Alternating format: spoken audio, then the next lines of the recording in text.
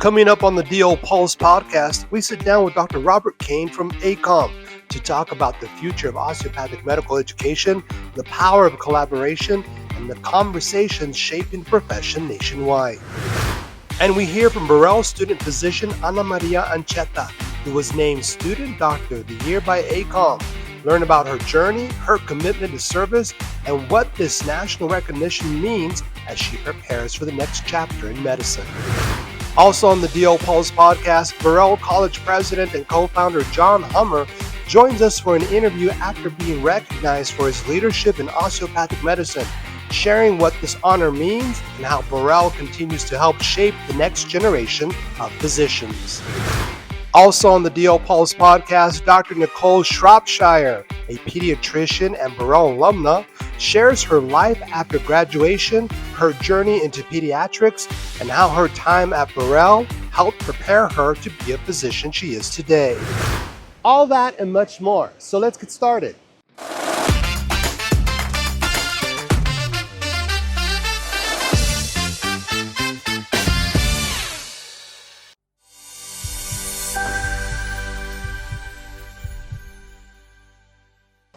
Hey everybody, welcome to the DO Pulse, a podcast about osteopathic medicine, community, and education. I'm your host, Sidney Alvarez. Now we're coming to you from Las Vegas, Nevada, more precisely, Caesars Palace. This is where AACOM is holding its annual Education Leaders Conference.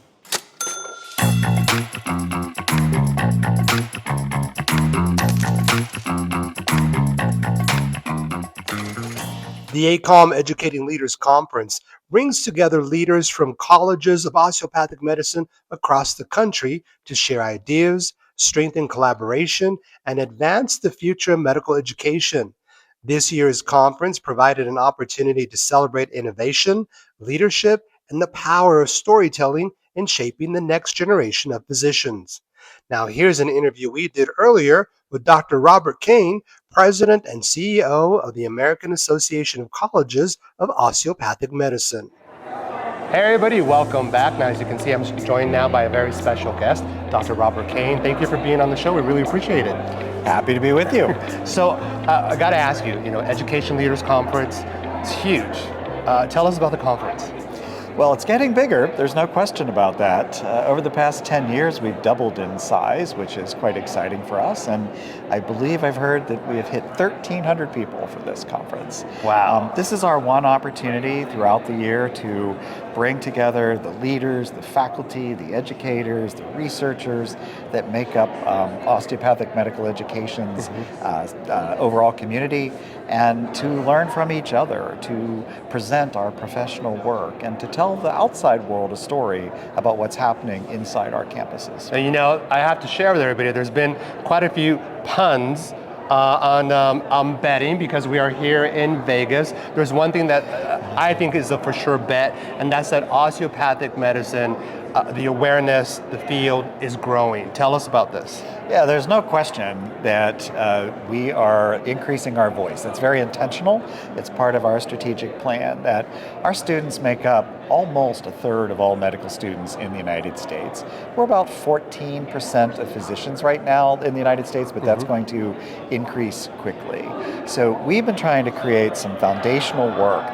2 recent reports, one on workforce and economic impact, one on research happening at our colleges, and using that data to tell a better informed story of what it is we're doing, where we contribute to the healthcare system, and the difference we can ultimately make for the citizens of this country. You all recently released your economic report. Correct. And talk about an impact. It really, osteopathic medicine is having an impact not only in our urban areas, our rural areas. Talk to us about that.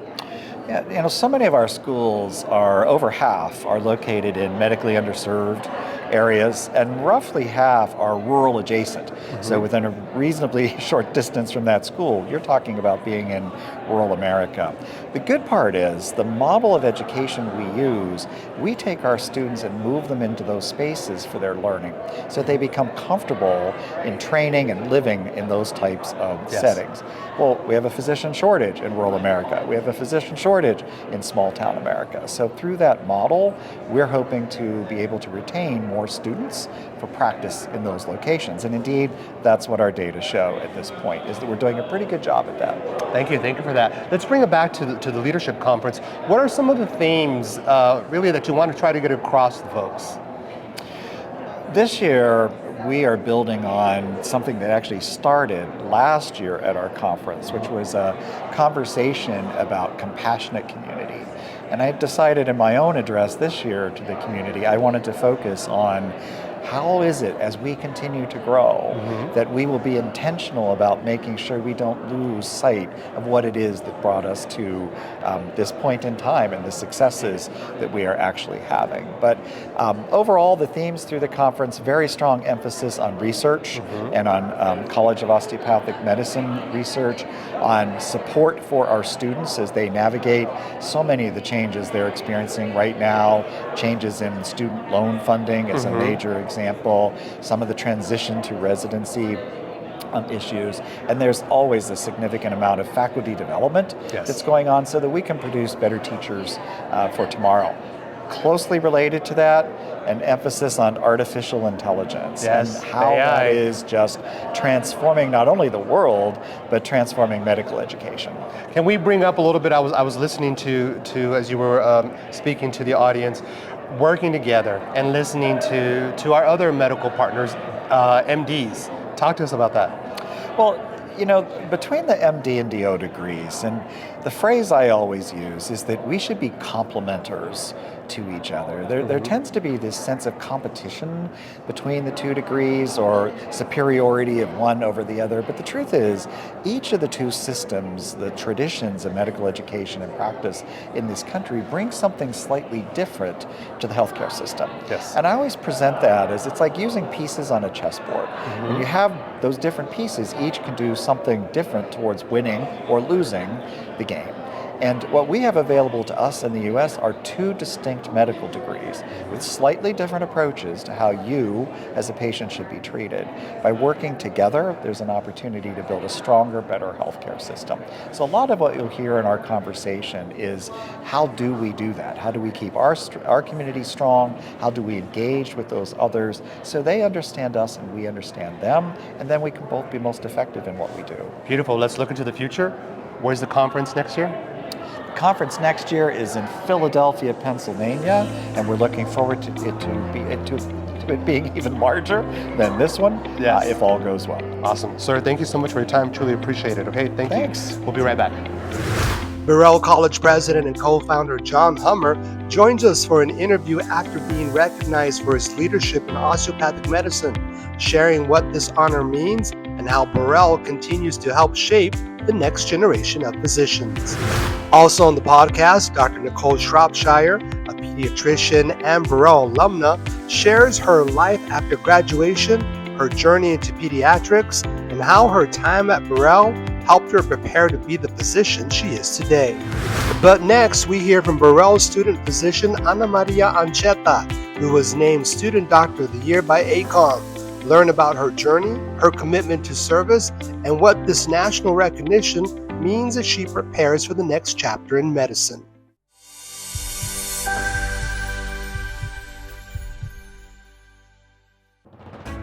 I'm going to be a doctor. First my family to go to college, first to go to med school. I'm a Marine, a husband, and a dad. I spent 4 years in the Marine Corps. Then I worked in emergency medicine, where I saw lives change in an instant. That's where I learned how powerful a steady hand and a calm voice can be. At Burrell College, I found people who saw the leader in me. This is what becoming a doctor looks like. And if you're wondering if there's a place for you in medicine, there is. At Burrell College, you belong.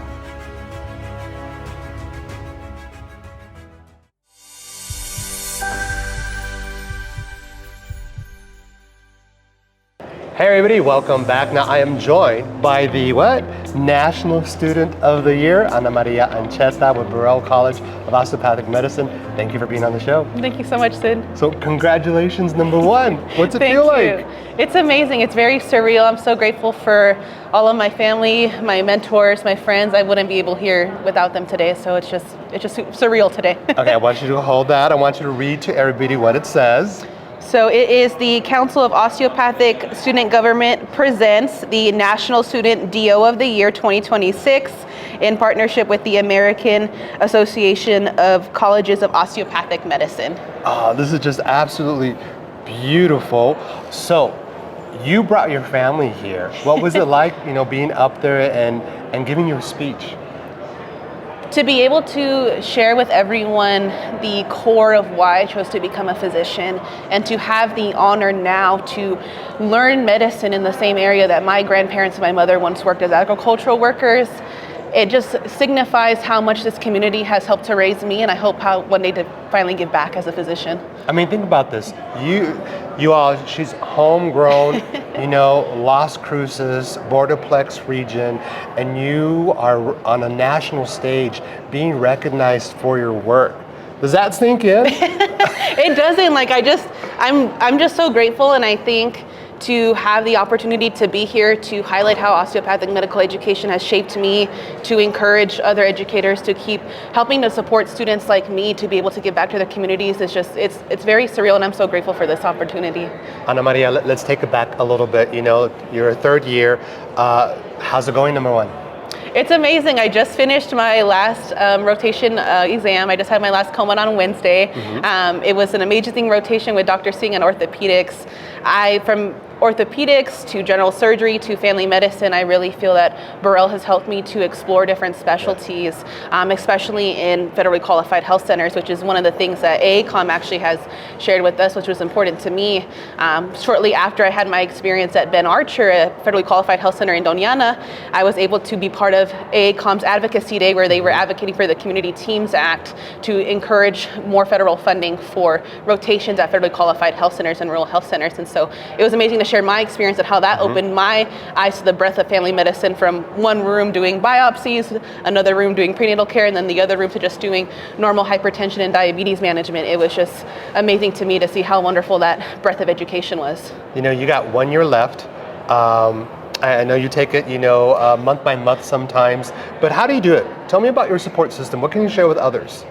I mean, I'm so grateful, I think, not only from having my parents, my loved ones, other students that I've grown to become family, having the support at Burrell from the educational specialists, from my mentors, Dr. Cyrus, Dr. Kanya, Dr. Ortega, Susana Vegas, Dr. Melendez. Every time that I've had a need, even if it's not academic, they've been able to help provide and come through. Susana and Dr. Melendez, when we had our Dia de los Muertos event with the Latino Medical Student Association, they poured out. They said, whatever it is that you need, we will help support you financially. Do you need bond? Do you need decorations? And so be able to have staff that's supportive of students, not just for academic support, but for cultural, for personal support, I feel really has made the difference. So you're a year from graduating. What's the goal after graduation? The goal after graduation, I think, is to continue my education of focusing mind, body, and spirit on how to take best care of patients. While I'm still deciding on a specialty, I think the one thing that I want to take away with is how can I be a physician that's continued to be holistic in my patient care. Beautiful. Now, for our incoming students or first year, second years, any advice for them? Reach out when you need help. I think it's very difficult for students to recognize when there might be difficulties. As a student that struggled academically when I first entered medical school and had a lot of extra family situations that were going on that impacted my educational experience, I think reaching out early, building relationships with the educational specialists, building relationships with mentors, help to support you in those times of struggle. I definitely don't think if you had asked me back in 2023 if this is where I would be today, I would have laughed at you. And I think it truly is from the humbleness of asking for support and letting that community help to thrive and push you forward. And look where you're at now. So congratulations. Thank you. How are you going to celebrate? Here in Vegas. Congratulations, Ana Maria. Okay, Thank you so much. Thank you, Sid. It's been a complete honor and interviewing you and getting to know you. Thank you. You just represent Burrell so beautifully and wonderfully. Thank you so much. Thank you so much. Thank you. We'll be right back. Coming up on the DO Pulse, Dr. Nicole Shropshire, a pediatrician and Burrell alumna, shares her life after graduation, her journey into pediatrics, and and how her time at Burrell helped prepare her to be the physician she is today. But coming up next, Burrell College president and co-founder John Hummer joins us for an interview after being recognized for his leadership in osteopathic medicine, sharing what this honor means and how Burrell continues to help shape the next generation of physicians.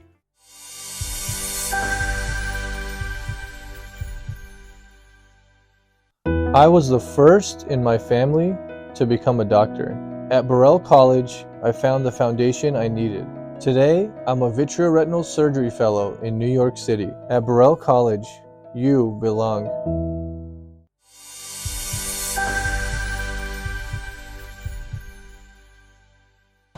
Hi everybody, so we are joined by President and co-founder Burrell College of Osteopathic Medicine, Mr. John Hummer.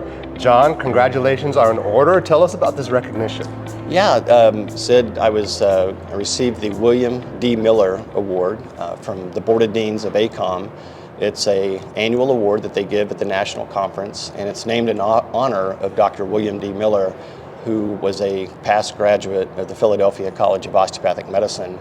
And they award it to an individual who gets nominated, and from what I have learned is that it's somebody that they want to recognize that has helped advance the osteopathic profession, and it's either a DO or a non-DO can be nominated for that. So it was just a real honor, and it was a surprise to me when they notified me in advance of the conference that I'd be receiving it. So what does it personally mean to you? You got this recognition in front of your peers here at the Education Leaders Conference in Las Vegas. What does it mean personally to you? Well, as I said, it's an honor, and I think, getting into the osteopathic community has been a blessing in my life. When I look back over the years, I never would have imagined that I'd be standing where I am today, being part of being a co-founder of a medical school, and then getting involved in the industry. And so I just view it as a blessing in my life. Can we talk about, let's talk about your history. Okay. How did you get to this point? Yeah, I always kind of say, is it serendipity, luck, or is there fate? In life, I think I believe in fate, but I also think that there's opportunities that are presented, and it's up to you how you respond to those. But I think if I look back in my earliest life, and I look back, I see the points in the paths in my life that led to this point, and it really started in Wichita, Kansas, where I was, raised in Wichita, and there was a hospital called Riverside, and to this day I still remember seeing it set on the river in Wichita. My father was a physician, but he was at the established Wesley Medical Center, and he ran a large group practice. And I would always ask him, well, what is this Riverside? And he goes, that's an osteopathic, hospital. And I was always curious what that meant, and he would explain to me. And he was he recruited a lot of physicians in his career, and he was always he was an MD, but he had no animosity. And back in the 60s and 70s, there was a lot of friction and all that, but he never believed in that. He was very high-minded on that. So that stuck with me as I look back. And then in my senior year of high school, my oldest sister married a gentleman, a physician today, Dr. Steve Short, and he went to Kirksville, the first medical school. And I remember going into Kirksville as a senior in high school, visiting them, and he took me to the log cabin that A.T. Still had his practice. And so that stuck with me as well. And then I went into hospital administration. That's my career. And one of my very first early leadership positions was in Fort Lauderdale at an osteopathic hospital that had residency programs, osteopathic. So I worked, hand in hand with the osteopathic physicians. And I look back, it's humorous. We were opening the medical staff to MDs, and it was kind of a reverse reality. It was the MDs coming into administration complaining that they were being picked on. And so... We don't mean to laugh. Yeah, no, but kind of ironic. But from there, I grew my hospital career, and I went to other, hospitals and locations around the country. And I always made a point when I was recruiting physicians, I didn't care whether they're an MD or a DO. I really cared about, their character, their ethics, obviously their skills when we're recruiting. But I always found with the osteopathic physicians a difference. In a good way, in a positive way, and I think it tied to that whole mind, body, spirit type of philosophy. And so now that I look back, when I got a phone call in 2013 from Dr. Michescu, who had the vision for a new medical school, and that's why I probably didn't hesitate, because I understood the profession. I was in New Mexico, and we talked, and that led to a visit. We partnered, and we co-founded the medical school, and from there, started working on establishing a presence in southern New Mexico.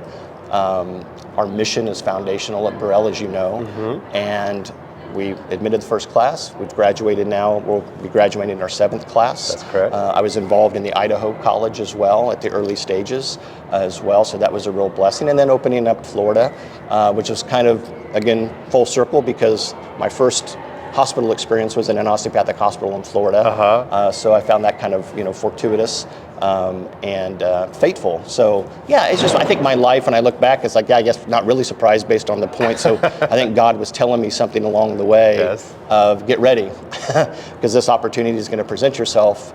And I'm glad I stepped forward and pursued that. John, you lead by example, right? And not just for your staff and your faculty and to the students. What would you say those qualities are? Well, I appreciate that. I guess sometimes I'm always harder on myself, and I appreciate that compliment. It kind of goes back to my father. I think in our lives we always have role models. And my father was raised on a dirt farm during the Dust Bowl on the panhandle of Oklahoma. Very humble upbringing, and he was very successful, but he worked hard. But he raised us as if we were still living on that dirt farm. He didn't spoil us, and so I think just the life lessons of watching him, his character, and how he treated people. I always live my life saying I'd really like to be like that. Look, I make mistakes like everybody, but I learn from them. But I credit, my father, being raised with 6 siblings that humbled me all the time, picked on me, and so it was I was blessed as a child to be raised in a very loving, caring family. John, I can't let you get away without talking about this new era, so to speak, of Burrell. We're going from Burrell College of Osteopathic Medicine to Burrell College of Health Sciences. One of the first times I'm getting you on camera to talk about that. What would you like to share with people? Yeah, we're excited. This was part of the original vision, was to obviously establish an osteopathic medical school, but not stop there, knowing that healthcare is a team sport. It's not all about physicians. There's other healthcare professionals that are part of the healthcare team. And what are the needs in underserved areas of our country? Because that's foundational in our mission. In the Southwest, obviously, now in Florida.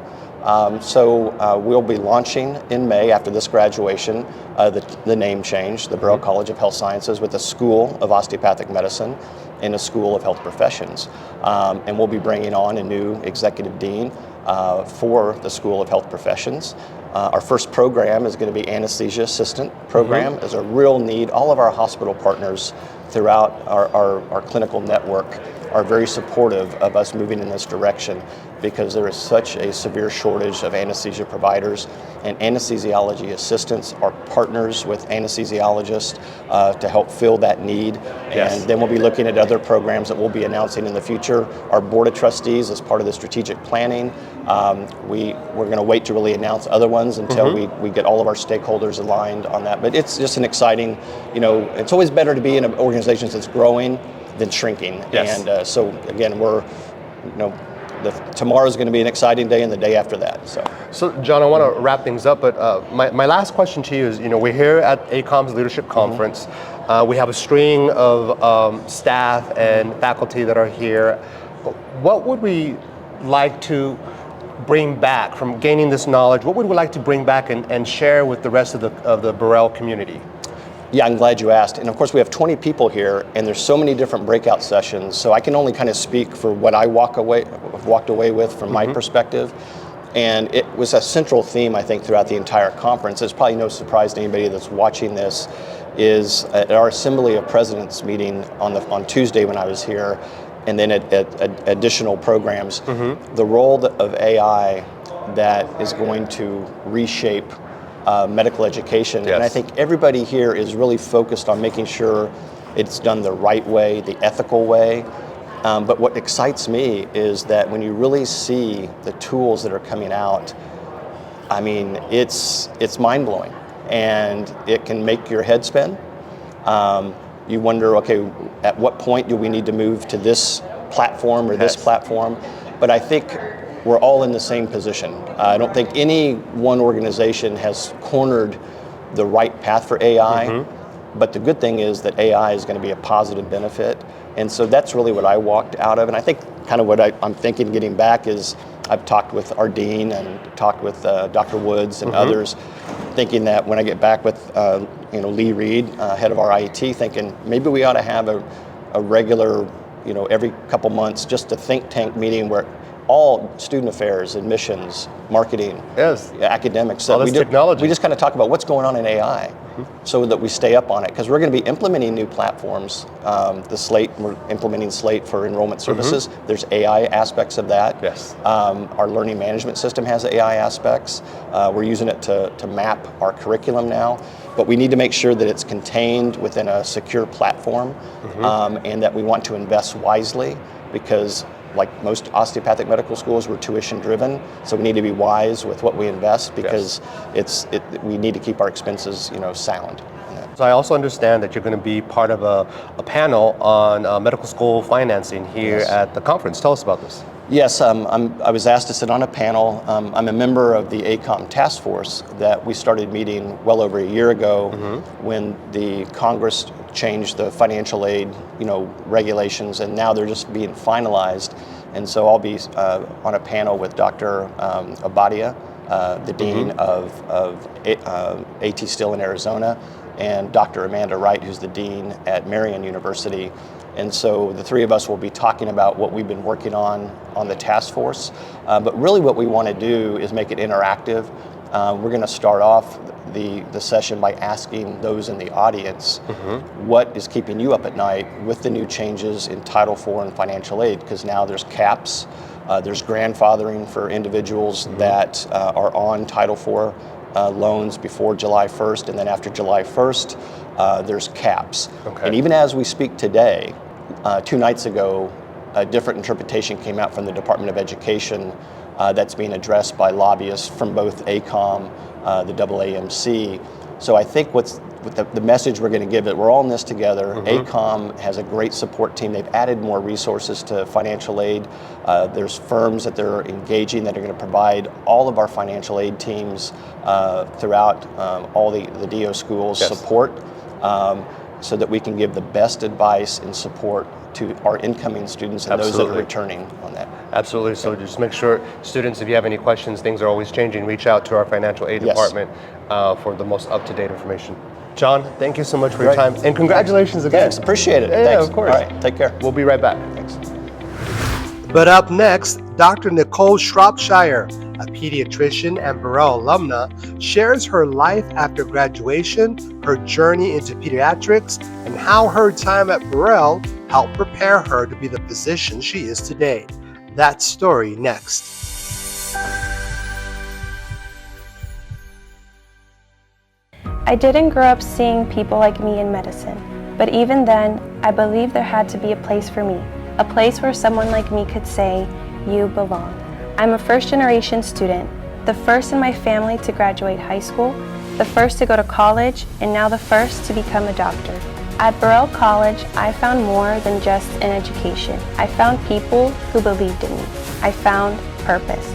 At Burrell College, you belong.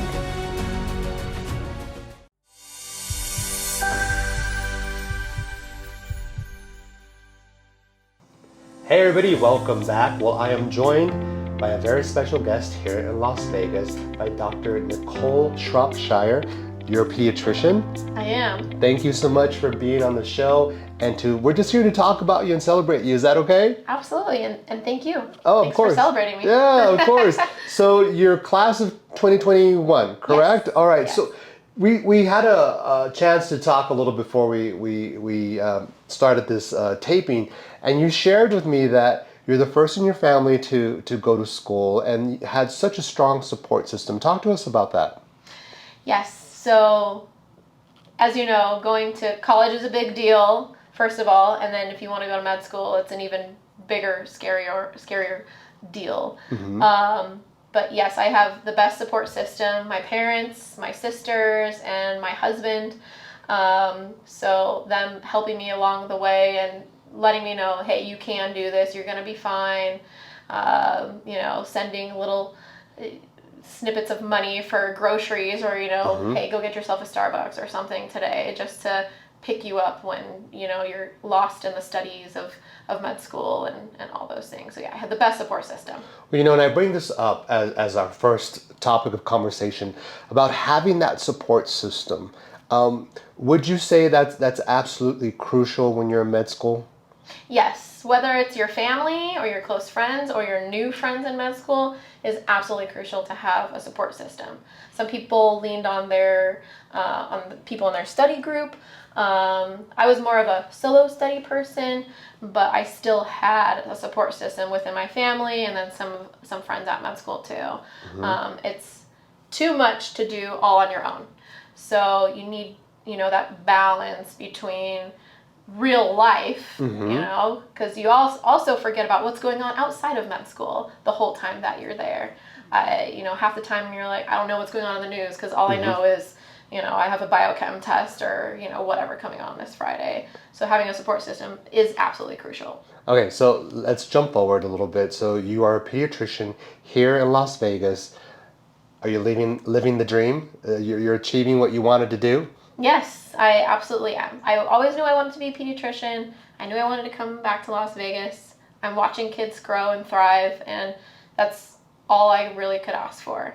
I complicated my life a little bit more with 2 kids and another one on the way, but so, finding that balance is really important. But I definitely can tell you that I am very happy to be where I'm at. I'm glad you bring the fact up that you have children, because you mentioned having children, going to school, getting your career, it's all doable. Yes. Tell me about this. It's doable. It's really more doable if you have a good support system. So going back to that first question, why it was so important. But yeah, my husband and I, we knew we wanted to come back to Las Vegas because I had my first son in med school. And we knew we were going to need help raising him and taking care of him during residency because those are 14, to 16-hour days sometimes. And so it is doable. It's not for everybody, but it was my priority. I knew I wanted to be a mom, and I knew, okay, well, I don't want to wait till after med school because what if then that's not an option for me after that? So having the support system was really helpful, and then having an amazing husband to do this path with helped that as well. It takes I think a certain type of a person to be a pediatrician. Can you share, I know you gave me some insight, but can you share with others, a little bit about that personal touch or that humanity that you extend, as working with children? Yeah, so you're not even only working with children, you're working with their parents, which is, of utmost importance because that's their precious, their most precious thing on earth to them. And they want to know that their baby is in good hands, right? Yes. So first, you have to be good with parents and make sure that you're sharing your knowledge with them, but also that they're comfortable with you and knowing that you're going to make medical decisions together, not just, hey, I'm going to give your baby vaccines today, but let's talk about what vaccines are coming up, And then with kids, having an additional, just an inner child, if you will, but willing to be, a little bit more kiddish with the younger kids and identify the shows that are popular now or the dinosaurs and Paw Patrol and all the things that they like that makes them think, oh, she kind of knows the stuff that I know, They relate. Yeah, yes. Exactly. So appealing to the parents and, gaining their trust in you is important, and then also getting the trust of the kids. Dr. Shropshire, can we talk a little bit about Burrell now? and your experience with Burrell. Sure. So first and foremost, we all have our challenges, and we all have ways of working through our, how we study or how we tackle on projects. How did you do it when you were at Burrell? What worked for you? So for me, like I said, I'm more of a solo study person. It's not for everybody.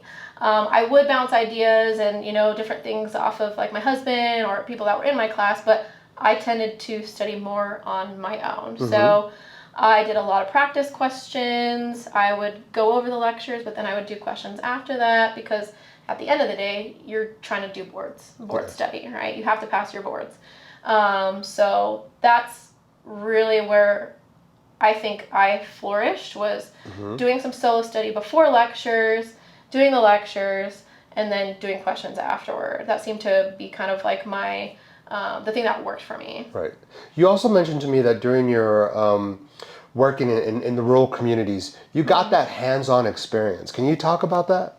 Yeah, the biggest memory that I have is doing my surgery rotation in Gallup, New Mexico. It was myself, the surgeon, and the surgical tech, and the anesthesiologist. You were there. Nobody else. So I got to do everything. They had only four OR rooms, and I delivered a baby in one of them. We did appendectomies, we did scopes, we did all different kinds of stuff. I knew it wasn't what I wanted to do, but I had an amazing experience, and I'm able to use a lot of that experience now still, just with having a wide range of experience and working that closely in the OR. But yes, it's not what I wanted to do, but it was an amazing, amazing experience, and I recommend it for all medical students. And why did you pick Burrell? I picked Burrell because it was a new school, and I got just the best vibe when I had my interview. It felt very natural, and it wasn't like, okay, we're trying to put this pressure on you. We want you to be this way. It was, what's going to work for you, and how are we going to do this together, and what changes do you think we should make all along the way, since we were just the second class. So I thought that was really neat in the fact that it was such a malleable and open sort of campus, if you will, with, making changes and doing what was best for the students at the end of the day. I know that we're wrapping up on time, so if you can please look at that camera. And one more time, just maybe kind of look deep down and share the advice that you would have hoped somebody shared with you when you were going to med school. What would you say to our current students?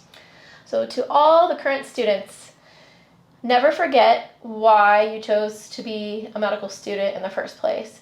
Whatever path it took you to get here, if you applied once before and didn't get in, or this is your first time getting in, or maybe this is your third time and you finally got in, just remember why you're here.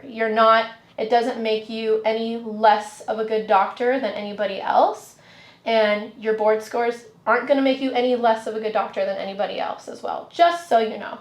But always keep in mind why you're here. You're here for a reason, and enjoy it while it lasts, because it goes by actually really, really fast. And try to soak up all of the experiences that you possibly can, because from here on out, it's just go, go, go, and then eventually you're on your own. So really try to enjoy your time with your classmates and your preceptors, your professors, and your attendings, because you're gonna use a lot of those experiences for the rest of your life. Now that's winning advice that I could bet on. That's my pun for being here in Vegas, right? Yes, right. Good luck. Yeah, there you go. Gotta hit the slots. Thank you so much for being on the show. We really appreciate it. Thank you so much. We'll be right back. Well, that's our show. Thanks for watching. Now, we'd love to hear from you. You can send us an email at communications@burrell.edu if you have a story idea or suggestions. You can also follow us on our social media channels. Our handle is @Burrell College. I'm your host, Sydney Alvarez. Thanks for watching.